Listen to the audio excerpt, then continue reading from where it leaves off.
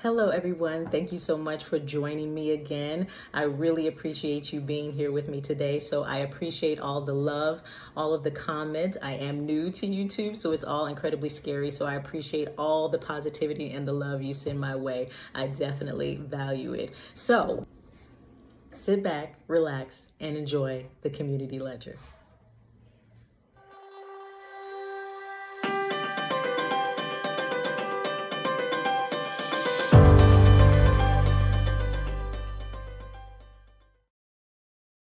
Vice President Harris is heading to Atlanta today for her fifth state visit since announcing her candidacy a few months ago. This comes ahead of another visit to Georgia with former President Barack Obama next week. The swing state is shattering records for early voting turnout.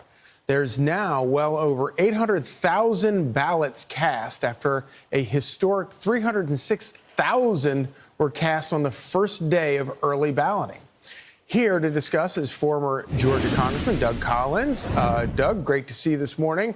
So I seem to remember it was just a couple of years ago, Joe Biden, Kamala Harris, and Democrats were all assuring us that the reforms in Georgia were Jim Crow 2.0. Well, it doesn't seem to have worked out that way. No, it really hasn't, and that's what they've been saying down here for about 8 or 9 years. Is we've tightened up our election procedures, going to photo IDs, the things that actually matter. And actually, what we saw was the very people they said would not show up were the very ones that were showing the increase. We saw it in senior adult population, we saw it in minority population, and by the way, we're now over 1 million early votes in the first week alone. That's almost 20% of the total vote in Georgia has come in the first week. And then the breakdown of that vote has been very encouraging for Republicans as well. In this week. So it's been a good week in Georgia. So I'm always very skeptical of polls, but one of the latest Wall Street Journal polls have them basically neck and neck, Trump 45, Harris 46. Where do you think the state of play is right now? I think Donald Trump is up in the state of Georgia, probably a couple of 3 points. The momentum is on his side. We're seeing that in the early vote turnout. Normally, early vote turnout in the state of Georgia will favor the Democrats, typically 10, 15, even 20 points in that first week. And this week, it's almost even. I mean, we're actually Republicans are ahead. That's something we've not seen before. But there's another aspect to that, and we're seeing those low propensity voters, those voters that we can't track because we don't register by party here. So you have to look at previous how they voted, what primaries they voted in and looked at. We've got about 10% of that million number that has come in as these low propensity voters. I don't see the excitement for Harris in the state of Georgia. I do see it for Donald Trump, and we saw this in 2016. So there's a long way to go, but there's some very encouraging numbers this first week. So obviously the Harris campaign is bringing out the big guns, bringing Barack Obama to the state later this week for their first joint campaign appearance. Is that going to make a difference?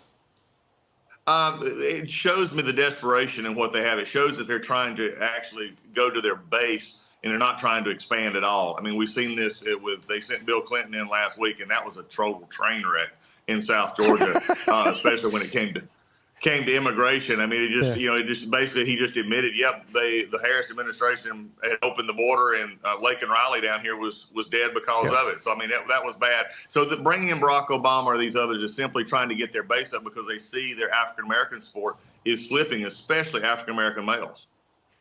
Yeah, a scandal is always when a politician accidentally tells the truth. Real quick, we got to go. But are you concerned at all about, obviously Northwest Georgia got hit by Hurricane Helene.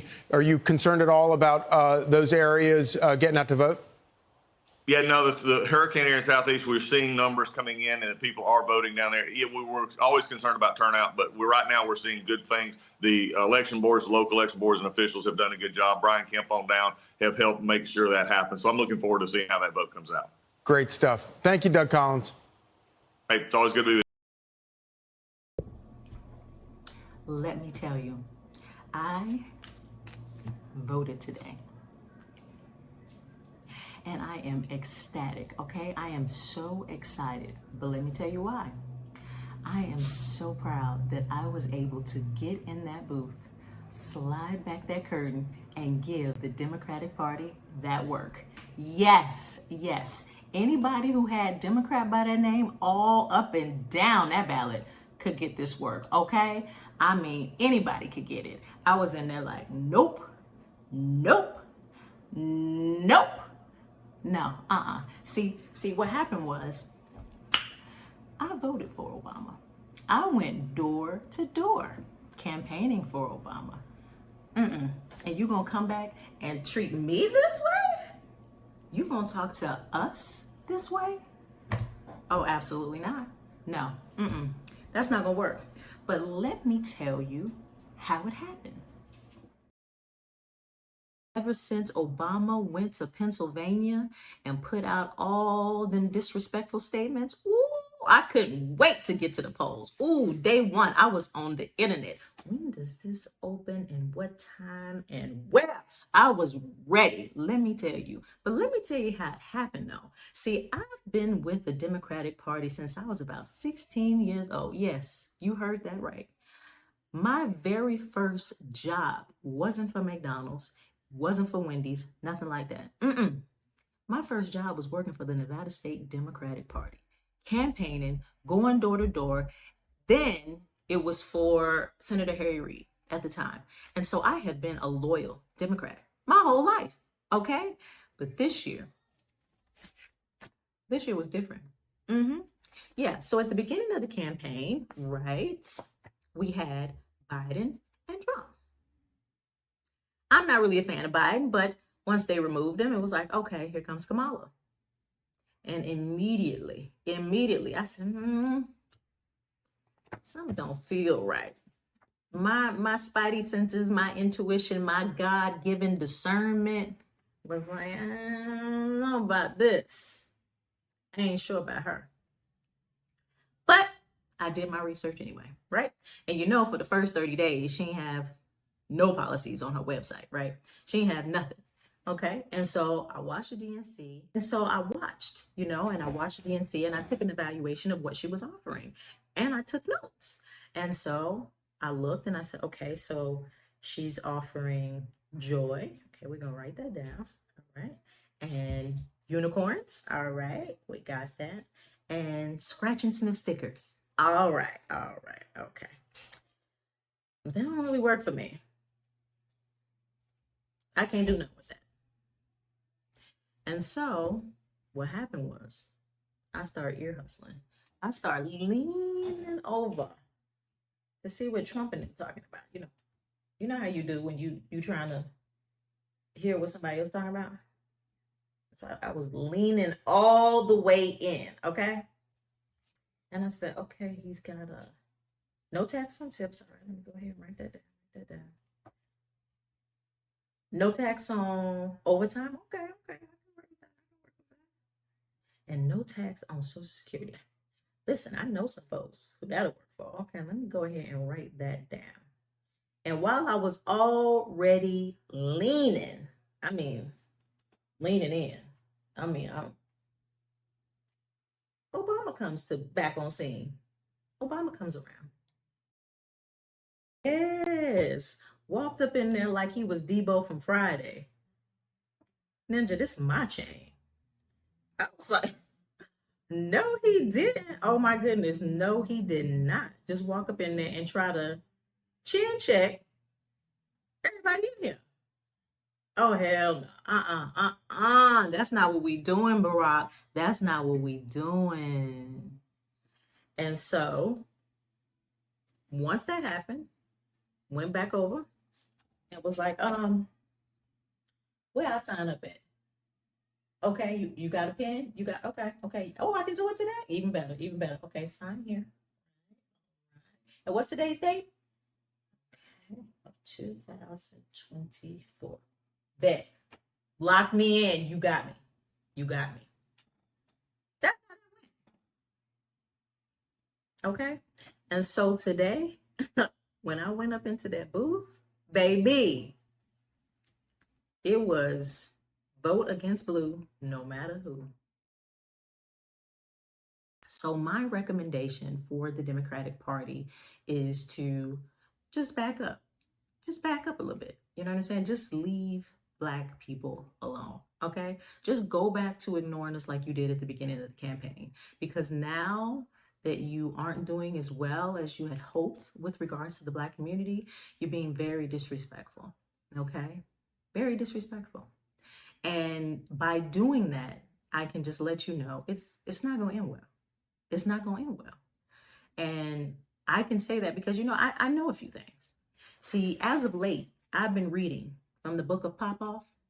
And first and foremost, I want to thank Nas for putting me up on this bit of literature. And so right here, let me just get to the page right here.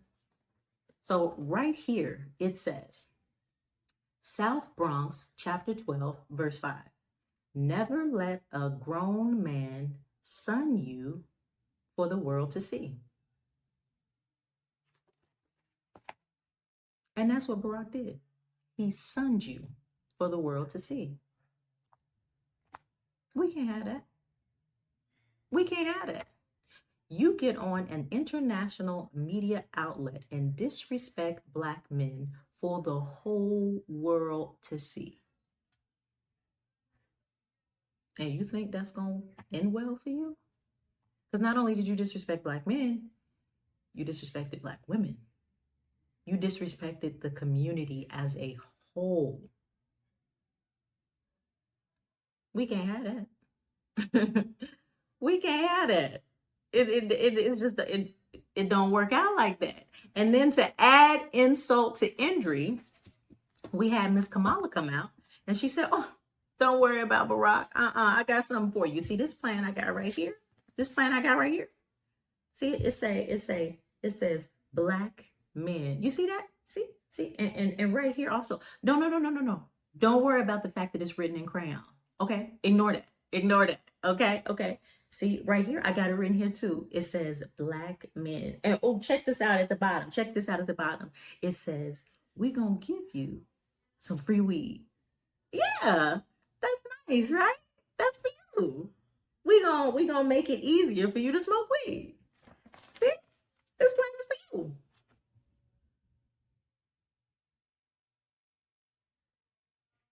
And you think we that stupid? You think we that dumb?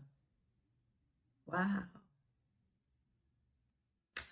But I'm glad that it went down exactly the way it did so that the masses can wake up. I'm a victim of it too. I voted for Obama. I campaigned door to door for Obama. I voted for Biden. I ain't never doing that shit again. Okay?